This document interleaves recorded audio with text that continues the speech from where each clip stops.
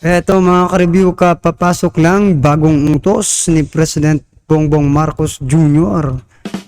Kong Marcoleta ipalit sa Senado, Robin Padilla, China WPS. Yan mga ka-review, patungkol po riyan ang ating bibigyan ng reaksyon, komento at kritisismo, no, kung meron man po. Ito po ay mula po sa ating paboritong Philippines Trending News. Yan. Nasa description po ang full video link ng video ng balitang ito, no, mga ka-review. Yan, i-visit niyo na po si Philippines Trending News.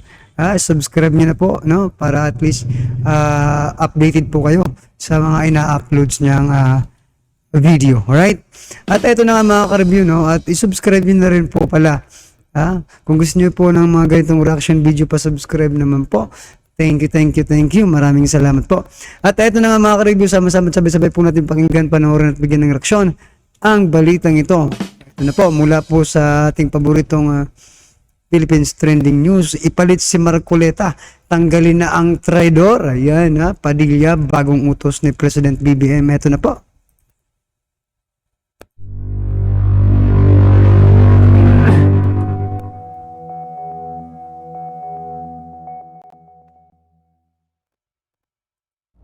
Pupulungin naman ni Pangulong Ferdinand Marcos Jr. ang economic managers nito ngayong linggo para pagpasyahan ang timeline ng pagtanggal ng price ceiling sa dalawang klase ng bigas. Ito ang ibinahagi ni Finance Secretary Benjamin Diokno kung saan ang magiging desisyon anya ay base sa ilang factors na kanilang ikukonsidera. Kabilang na nga dito ang dami ng maaani at inaasahang darating sa bansa na inangkat na bigas. Pagdating naman sa hakbang na posibleng pag-alis na ng ipinatupad na price control sa ilalim ng mga produkto gaya ng cap o limitasyon sa presyo ng regular at well-milled rice, sinabi ng kalihim na nakasalalay kay Pangulong Bongbong Marcos na siyang tumatayo na Department of Agriculture Secretary ang desisyon sa gaganaping pagpupulong. Kung matatandaan na noong nakalipas ng buwan ay inapprove. Oo nga po, no, mga ka-review, kasi, di ba? Ang dami pong nagko-comment, yan. Sana po matuloy na po itong pagbaba ng presyo ng bigas, no? At saka iba pong mga bilihin dito sa ating bansa. O yan, marami pong nagko-comment niya na yung bigas daw sana po, kahit iba po yung content natin mga ka-review, sana, may nagko-comment talaga na sana po yung bigas, bumaba yung presyo. Yan. Palapuhan po natin si President Bongbong Marcos mga ka-review, kasi ginagawa niyo pong lahat para bumaba po ang presyo ng mga agricultural products dito po sa ating bansa. Yan mga ka-review. Alright. Bahan ni Pangulong Bongbong Marcos ang Executive Order number 39 na nagmamandato ng 41 pesos na price cap para sa regular milled rice at 45 pesos naman para sa well-milled rice na kalimitang binibili ng mga consumer sa hangaring makontrol ang tumataas na presyo ng bigas dito sa bansa. Kaugnay po niya, nagpahiwatig ang pamunuan ng National Economic Development Authority na ito ay sa posibilidad na pagtanggal na sa price cap ng well-milled at maging sa regular milled na bigas. Ayon kay Secretary Arsenio Balisacan, maaring tanggalin na ito anumang oras mula ngayon.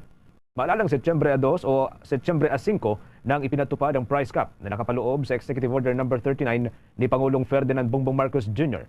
Ayon sa kalihim, may mga indikasyon nang nakita ang National Economic Development Authority na maaring magsilbing basehan sa pagtanggal sa limitasyon sa presyo ng bigas.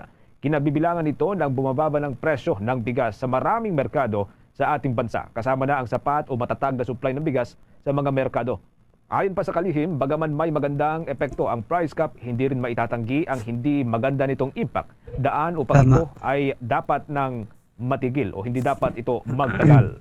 Samantala, isang senador na nindig. Kasi dapat po talaga mga ka-review, talagang sustainable mga ka-review, no? Hindi lang samantala, no, yung presyo na stable talaga. Kailangan sustainable siya para po, di ba, makaya ng ating mga kababayan or natin, di ba, mga ka-review. Kasi mahirap rin naman talaga. Kasi, di ba, basic needs po yan na bigas Diba? Basic needs, araw-araw natin kinakain yan, diba? Sana po mapababa na ni President Bongbong Marcos Jr. Ito naman po, Sa ibang balita po, ito na. Sa paggawa ng bagong mapa ng Pilipinas na makakatulong umano sa mga mag-aaral upang malaman ang tunay na hangganan ng Pilipinas. Nanindigan si Senate Committee on Maritime and Admiralty Zones Chairman Senator Francis Tolentino ng paggawa ng bagong mapa ng Pilipinas ay makakatulong sa mga mag-aaral ng bansa upang malaman ang tunay na hangganan ng Pilipinas. Sa kanyang talumpati sa pagbisita sa lungsod ng Ilagan, sinabi ni Senator Tolentino ang plano ng kanyang komite na pagbuo ng bagong mapa ng Pilipinas na magpapakita ng kabuang exclusive economic zone ng bansa mula sa Batanes, Zamboanga Peninsula at Tawi-Tawi. Teka lang mga ka-review. Bago. Ibig sabihin yung ginagamit natin mula nung grade 1 tayo hanggang ngayon, hindi pala yun yung totoong mapa ng Pilipinas. Hindi yun yung kabuuan ng Pilipinas, mga ka-review. Naku naman, sana, diba? Well, anyway, good news rin naman yan, mga ka-review. Pero parang, kung sasabihin nilang bagong mapa ng Pilipinas, talaga, tapos sinabi pang kabuuang, diba? Naku, parang naloko tayo mula grade 1. Diba? Hanggang sa naging college tayo, mga ka-review. Yung mapang ginagamit natin, sa, diba? Anong subject yan? Yung ginagamit nating mapa, hindi pala yun talaga yung mapa ng Pilipinas. Well, anyway, pakinggan po natin itong balitang ito. Ng exclusive economic zone ang ilang ipinapagawang teritoryo kabilang ang Benham Rise, Scarborough Shoal at Sabina Shoal. Layunin nitong may mulat ang mga kabataan sa tunay na hangganan ng Pilipinas at paraan ito para mapigilan ang panghihimasok ng mga banyagang mangingisda sa mga karagatang sakop ng Pilipinas. Napili rin ng senador ang Isabela School of Arts and Trades, Technical Education and Skills Development Authority o ISA TESDA sa mga institusyong bibigyan niya ng bagong mapa ng Pilipinas bilang inspirasyon para sa mga mag-aaral nito. Bibigyan ko po ng mapa ang ISAT. Ipaskil niyo po yan sa inyong auditorium para malaman lahat ng inyong mga estudyante na meron palang bagong mapa ang Pilipinas at hindi po tayo mangangailangan ng cutter para putulin ang tanikala na nandoon sa Baho de Masinloc. Mangangailangan po tayo ng isang mas malalim na pagmamahal sa ating inang bayan at naniniwala po ako kasama po dyan ang Isabela School of Arts and Trades.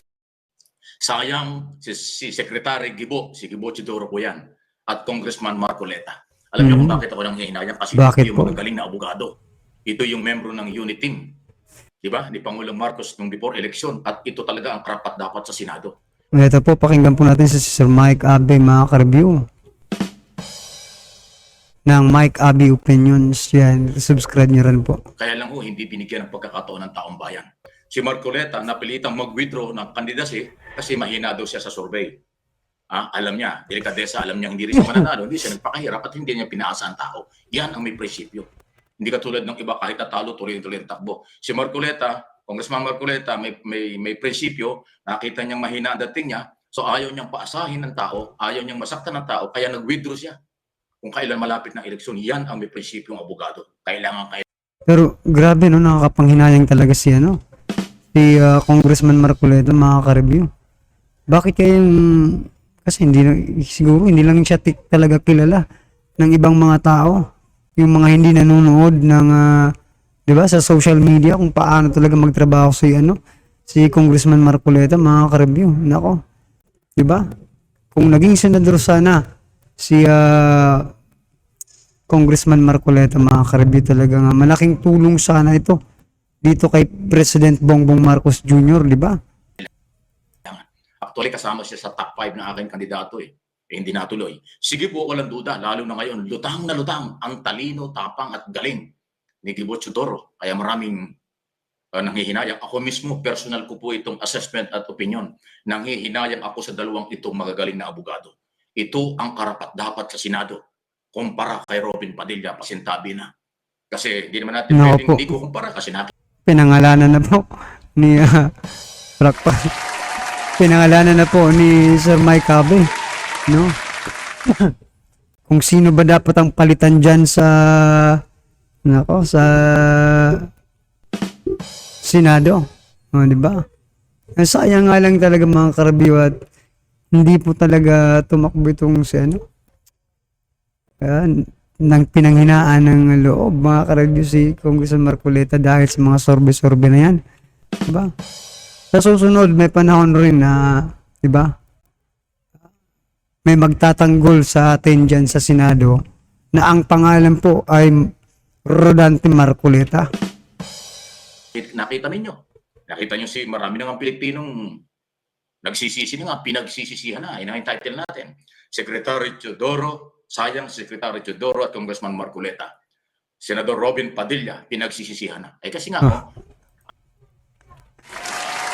Yan mga ka-review ha. Paano hindi pagsisisihan mga ka-review? Kasi marami nga po ang, diba? Marami po talaga ang hinayang sa kanilang boto dito kay Senator Robin Padilla. Kasi nga po, 'di ba? Parang ibinoto natin siya para suportahan po yung administrasyon. Pero salungat po yung kanyang ginagawa. Pero anyway mga ka-review, 'di ba? At marami ang nagsasabi, di umano, na talagang walang alam itong si Senator Robin Padilla pagdating sa mga batas, 'di ba? Kasi hindi rin naman siya abogado. Pero may mga advisor yan mga ka-review, di ba? Kaso nga lang, kahit ano pang advisor dyan, ikaw pa rin, di ba? Ikaw pa rin na senador ang umaharap doon sa camera, di ba? Pero sanay naman ito si Senator Robin Padilla sa camera. sa napakaiksing panahon, nakilala ng taong bayan. Sayang yung magagaling, dapat nakarating sa Senado. Kung si Marcoleta at si Dibo Teodoro nakarating ng Senado, ang ganda ng ating Senado. Magagaling na abogado yan, may tapang. Hindi lang talino. Lalo si Marcoleta, nakita naman ninyo. Kahit sino binabangga sa Kongreso. Yan ang kailangan natin. Pero inuulit ko, meron siyang delikadesa, hindi siya hindi siya nagpaasa nung personal niyang maramdaman na mahina siya sa survey, hindi na tumakbo. Nag-withdraw. Sayang na sayang. Sayang pero talaga. Magagawa, nagkulang ang taong bayan. Pasintabi na, hindi ko kayo sinisisi. Sinasabi ko lang ito. Nagkulang ng pagpili, nagkamali, na pumili ang mamamayang Pilipino ng mga butante. Hindi ko nilalahat. Kasi isipin mo, binuto nyo si Padilla, 26 million. Diba? Kung hinatiin nyo yung botong yun, malamang nanalo si Teodoro, malamang nanalo si Marcoleta. Kung yung 26 million, ibinuhos nyo sa dalawa, ilan sila? More or less 13 million. O di ba ka nanalo yan, mga senador? Yan ang kailangan natin. Kaya tayo mga Pilipino, kayo, huwag kayong magagalit, napapanahon na, talagang ganyan ang takbo ng panahon, talagang maging marunong po kayo sa pagpili. Huwag po kayong madala, matagal ko na sinasabi ito, huwag kayong padala sa kasikatan, guwapo, maganda, magaling sumayaw, magaling mambola, maraming pangako, lahat yan mapapako, lahat yan wala. Lahat sa Di ba? Yung ibang senador ng mga ka-review na hindi nagsasalita. Hindi natin nakikita na nakikipagtagisan ng talino, di ba? Diyan sa Senado, nananalo pa rin, di ba? Ito pa kayang si Senator Padilla na masyadong vocal, di ba, mga ka-review? O sino po ba itong senador na sinasabi ko? Senador pa nga hanggang ngayon pala ito Si si Senator Lito Lapid, nako, di ba? O ako, bihira ko po ito makita sa camera or sa mga hearing dyan sa Senado, mga ka-review. Pero nananalo. Kasi nga po, ewan ko ba kung nauuto po tayo, no? Tayong mga butante. Pagdating ng parang nahihypnotize tayo. 'Di ba? Pagdating ng eleksyon. Kahit yung hindi mo inaasahang manalo pero nananalo. 'Di ba? Well, anyway mga ka-review, wala po tayong magagawa dyan kasi tayo rin naman ang may kagagawan yan. akin garbage yan. Kaya nga ang aking mga kandidato talo at saka nagwi-withdraw. Kasi magagaling ang pinipili ko. Hindi ako nakatingin sa pera, hindi ako nakatingin sa galing, sa gwapo, o sa kagwapuhan, o galing sayaw, galing sumayaw, galing mambola, hindi po yan. Lalo na sa Senado, institusyon, napakataas na posisyon, senador ng Republika. Bakit ka maglalagay dyan ng sikat lang? Bakit ka maglalagay dyan ng magaling mambola? Bubulahin ka talaga yan. Ano nangyari? O nagkakasisihan na ngayon. Kaya nga kasama doon sa ating title, Senator Robin Padilla, sinisisi na, pinagsisisihan na. Kasi nga po mga ka-review, nakasanayan na po, di ba? nakasanayan na po ng sambayan ng Pilipino na tuwing may tumatakbong sikat, artista, kilalang tao, kilalang personalidad, talagang dinudumog. Parang fans day lang mga ka-review. Dinudumog ng botante. Hindi ko alam kung anong meron dyan mga ka-review, pero yan talaga po ang nangyayari. Well, anyway mga ka-review, ano po ang new reaction dito sa issue ito, no? Sa balitang ito. Ipalit si Marcoleta. Dyan sa Senado. Tanggalin yung mga trahidor na yan. Ano po ang inyong masasabi? Talagang napakasayang po ni Congressman Marcoleta, di ba? Napakatalino po kaysa dyan sa mga nandyan na nakaupo sa Senado. Nako po, tanggalin nyo na yan. Pwede kayang tanggalin yun? Mukhang hindi, no? Pwede sigurong i-impeach. Pwede bang i-impeach ang senador? Pwede. Yung presidente nga, senador pa kaya? Well, anyway, mga ka-review, naman po ang diba? Ano man po yung reaksyon? I-comment lang po sa baba para at isa lang po ng ating mga kababayan ng inyong reaksyon. Ang nararamdaman ninyo sa balitang ito. Alright? Alright, mga ka-review, kung bago ka pa lang at di pa po nakapag-subscribe sa ating munting channel, please don't forget to subscribe.